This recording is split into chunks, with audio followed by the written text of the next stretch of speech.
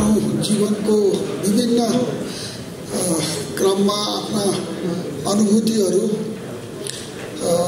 आफूलाई लागेका अब यो जीवनको सङ्घर्षको क्रममा चाहिँ पटक पटक चाहिँ उहाँले बेहोर्नु भएका कतिपय सङ्घातहरूलाई चाहिँ जसरी शब्दमा उहाँले चित्रण गर्नुभएको छ र उहाँका अनुभूतिहरू एउटा भावनात्मक पक्ष मान्छे दुई किसिमले विशेष गरिकन एउटा भावना पक्ष र चाहिँ अब यो रिजन र के भन्दा हार्टको यो पक्ष यो इमोसनको पक्षहरू चाहिँ नि रिजनको पक्ष दुईवटा हुन्छ मान्छेमा। अब यो इमोसन अथवा भावनाको अलिकति भावनाको पक्ष बढी भएको मान्छेले यसरी नै आफ्नो भावनाहरू प्रस्तुत गर्छ समाजका अगाडि, सारा समाजका अगाडि आफ्नो भावना। र डाक्टर बाबुराम अलिकति भावना पक्ष नै बढी भएको मान्छे हो र उहाँको जीवनले पनि त्यो बताइराखेको छ। त्यसले कहिलेकाहीँ उहाँलाई भावनाले अलि कता कता कुनाउँछ, त्यो हुँदै आयो।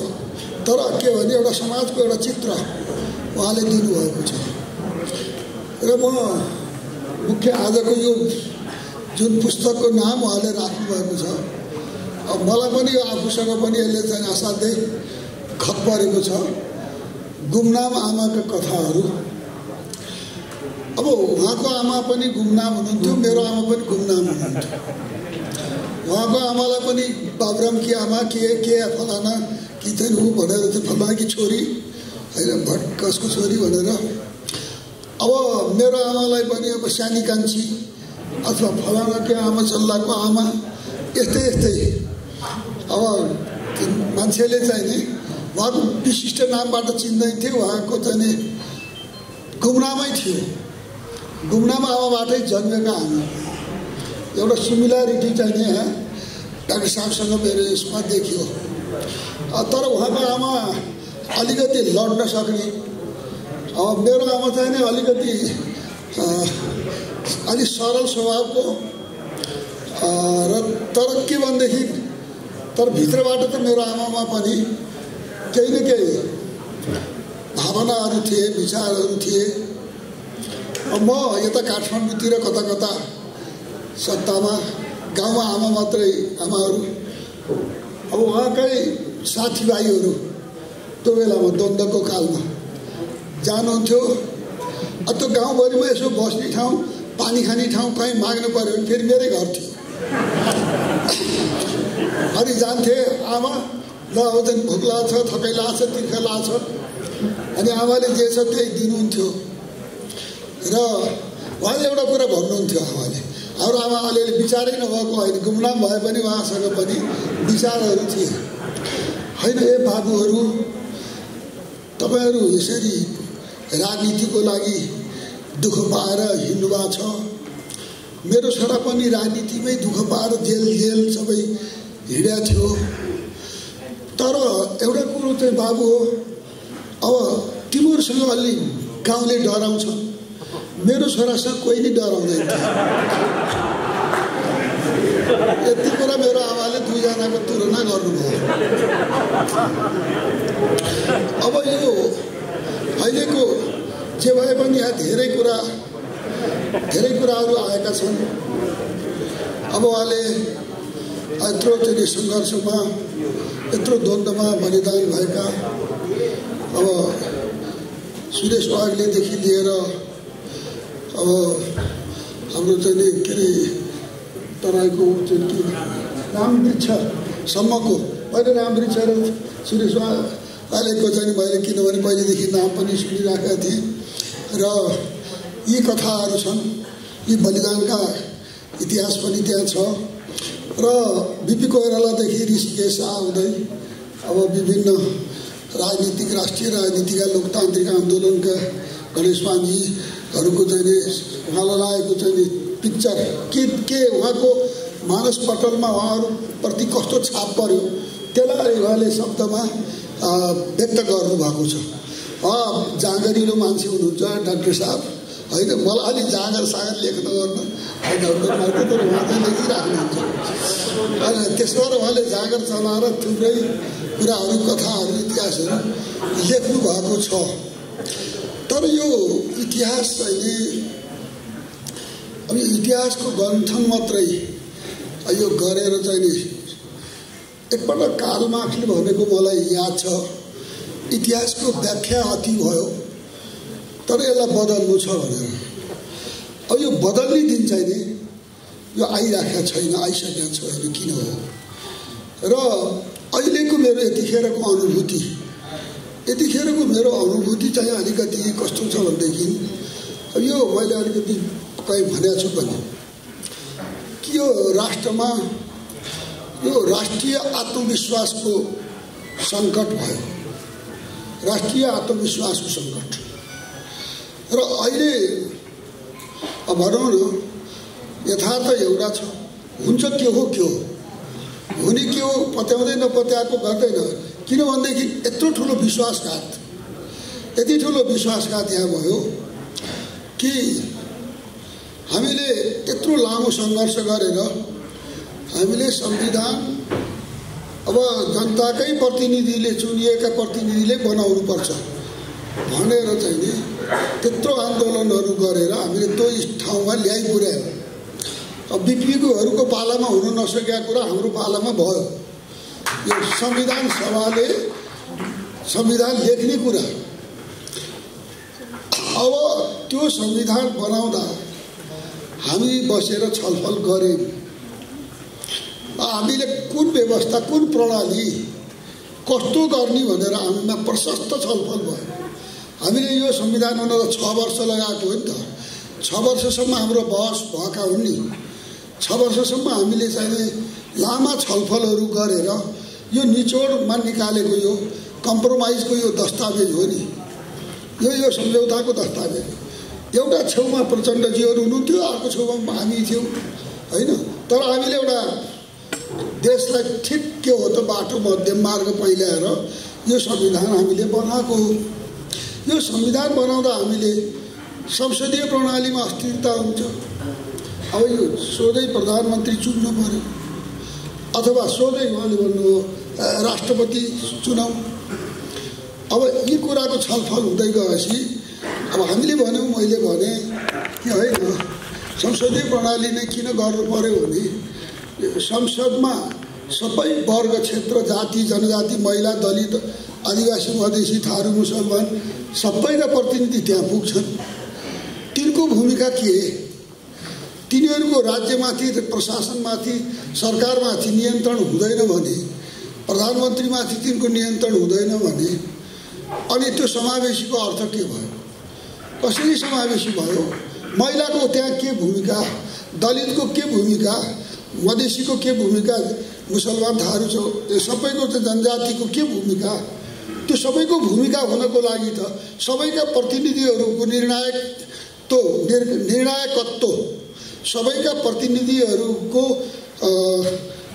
निर्णय अनुसार सरकार त्यो हुनु पर्यो नि भन्दै गएपछि अनि कसरी स्थायित्व र यसको बिचमा तादात्म्य गर्ने त भनेपछि हामी केपी ओलीजीसँगै बसेर हामीले एउटा सहमति गऱ्यौँ कि संसदीय प्रणालीमा संसद विघटन भएर अस्थिरता आयो, पटक पटक विघटन भएर यस्तो भोग्यौँ, प्रधानमन्त्रीहरू फेरिएको फेरि यस्तो भयो।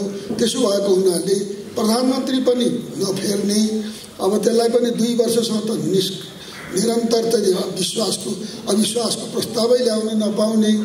त्यसपछि यो चाहिँ नि संसद विघटन गर्न नपाउने, त्यो विघटनको पहिलेको संसदीय प्रणालीको विघटनको धारा नै हटाइयो। हटाएर अब त्यस्तो अवस्थामा मात्रै विघटन हुन सक्छ जुन अवस्थामा प्रधानमन्त्री दिनै सकेन भने मात्रै, प्रधानमन्त्री दिनै नसकेको अवस्थामा मात्रै धारा 76 को 5 को प्रधानमन्त्रीले 7 मा गएर बल्ल विघटन गर्ने भनेर हामीले सम्झौता गऱ्यौँ, सहमति गऱ्यौँ। आज त्यो सहमतिमाथि धोखा भएको छ, विश्वासघात भएको छ। सबैभन्दा ठुलो कुरा हामी सँगै बसेर केपी ओलीजी र हामी बसेर बनाएको यो संविधानको यो प्रावधान हो। यसमा केपी ओलीले ठाडै एउटा चाहिँ विश्वासघात गर्नुभयो, सहमतिमाथि उहाँले विश्वासघात गरेको हो। र यो विश्वासघातले आज कतितिर असर गरेको छ भने सारा जनताको मतमाथि विश्वासघात भयो। जनताले जुन आशा र विश्वास गरेर उहाँलाई चुनेर पठाए, संसदलाई चुनेर पठाए, त्यसमाथि विश्वासघात भएको छ। त्यसो भएर यो अहिलेको चाहिँ कथा भनेको यो विश्वासघातको कथा हो, यतिखेरको कथा। त्यसो भएको हुनाले यो विश्वासघातको कथाबाट देशलाई कसरी अब चाहिँ उद्धार गर्ने हो, अहिलेको हाम्रो सबैको चुनौती सारांशमा कुरा यही हो। र अब चाहिँ अहिले हाम्रो चाहिँ सबैको बिचमा मनमा मस्तिष्कमा त्यही कुरा अहिले खेलिरहेको छ। र अहिले चाहिँ अब हामीले भनिरहेका छौँ अदालतमा, त्यही त अदालतले पनि किनभने विश्वासको राष्ट्रिय विश्वासको यो आत्मविश्वासको सङ्कट भनेर कहीँ अदालतले अर्कै फैसला गर्ने हो कि भनेर पनि सोच्नुपर्ने, जहाँ कि कहीँ ठाउँै छैन, कतै ठाउँै छैन अदालतले फैसला गर्ने, कुनै पनि ठाउँ छैन, एक अक्षर पनि छैन, एउटा भावना पनि छैन, लेटर पनि छैन, केही पनि छैन। तैपनि फैसला त केपी ओलीले गरेको विश्वासघातलाई समर्थन गर्ने आउँछ कि भनेर पनि अविश्वास गर्नुपर्ने भन्दाखेरिमा यो राष्ट्रिय आत्मविश्वासको यो चाहिँ नि एउटा चाहिँ सङ्कट आज देशमा छ। यो सङ्कटबाट मुलुकलाई मुक्त गरेर यो मुलुकलाई कसरी चाहिँ यो मुलुकको बेरोजगारी, गरिबी, अशिक्षा, अज्ञानता, विकटता यो साराको अन्त गर्ने जुन अभियान हाम्रो हो, राजनीतिक स्थायित्व कायम गरेर देशलाई चाहिँ जुन किसिमको समृद्धिको बाटोमा जुन जनतालाई हामीले चाहिँ उनको चाहनाको पूर्ति गर्ने जुन किसिमको सङ्कल्प हो राजनीति गर्ने मान्छेहरूको, त्यो सङ्कल्पलाई चाहिँ हामीले कसरी अलिकति पुरा गर्ने। र अहिले चाहिँ जनतामा त्यही कारणले यो राजनीतिप्रति वितृष्णा, मैले मेरो प्रचण्डजी हुनुहुन्थ्यो, मेरो पार्टीको अधिवेशनको चाहिँ उद्घाटन गर्दै गर्दा 13औं महाधिवेशन त्यो बेला नि मैले भनेको थिएँ, यो जनताप्रति राजनीतिप्रति यत्रो वितृष्णा, राजनीति गर्ने मान्छेहरूप्रति यत्रो नफरत होइन, यो त साँच्चै नै एउटा चाहिँ आत्मग्लानी भएर आउँछ भनेर मैले त्यो बेला नि भनेको थिएँ। त्यसो भएको हुनाले मुख्य कुरा यो राजनीतिलाई यस्तो यो झुठा फट्याइ, यो चाहिँ विश्वासघात, ढाँड छलले जनता निराश भएका हुन्। त्यसकारणले सोझो सरल र चाहिँ सही ढङ्गले सही किसिमले देशलाई होइन हामीले चाहिँ एउटा चाहिँ निष्कपट ढङ्गबाट सञ्चालन गर्न सक्यौँ भनेदेखि र यो पारदर्शी ढङ्गले एउटा मुलुक सञ्चालन गर्न सक्यौँ भने आज जुन किसिमको अपारदर्शी खेलहरू भएका छन्, अपारदर्शी कुराहरू भएका छन्, जुन विकृतिहरू आए, जुन विसङ्गतिहरू आए, तिनैलाई ढाकछोप गर्न, एउटा अपराधलाई ढाक्न अर्को ठुलो अपराध गर्ने, त्यो अपराधलाई ढाक्न अर्को ठुलो अपराध, यो अपराध ठुल्ठुलो बन्दै जाँदा त्यसको आयतन बढ्दै जाँदा त्यो राष्ट्रै माथि अपराध हुन्छ कि भन्ने एउटा चाहिँ त्यत्रो ठुलो आशंकाको अवस्थामा हामी छौँ। त्यसो भएको हुनाले यस्तो घडीमा हामीले अलिकति सोच्ने, विचार गर्ने, चिन्तन गर्ने, अलिकति व्यवस्था भावनात्मक पक्षहरूबाट पनि अलिकति प्रभावित भएर केवल नाफा नोक्सानीको मात्रै हिसाबले चल्न भएन, राष्ट्र एउटा नाफा नोक्सानीको हिसाब किताबको बाटो मात्रै मुलुक चल्यो भनेदेखि चाहिँ यस्तै दुर्घटना हुन्छ। त्यसकारण अलिकति भावनात्मक पक्ष पनि अलिकति चाहिँ एउटा इमोसनल, अर्काको दुःखलाई दुःख देख्ने, गरिबको दुःखलाई, पीडितको दुःखलाई होइन, शोषितको दुःखमा पनि आफूले चाहिँ आत्म अनुभूति, सहानुभूति गर्न सक्ने त्यो सहानुभूतिशीलता होइन, त्यो चाहिँ आवश्यकता छ।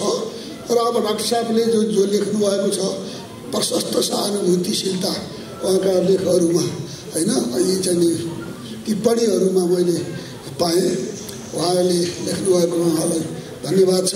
र चाहिँ यो विचारलाई चाहिँ अब सबैले पढ्नुहुनेछ र सम्पादन गर्ने मित्रहरूलाई पनि धन्यवाद दिन्छु। अब अलिकति समयको कमीले गर्दाखेरिमा मलाई चाहिँ नि तपाईँहरूबाट बिदा हुनु परिरहेको हुनाले म मेरो भनाइ यतिमै छुट्याउँछु। धन्यवाद। जय नेपाल।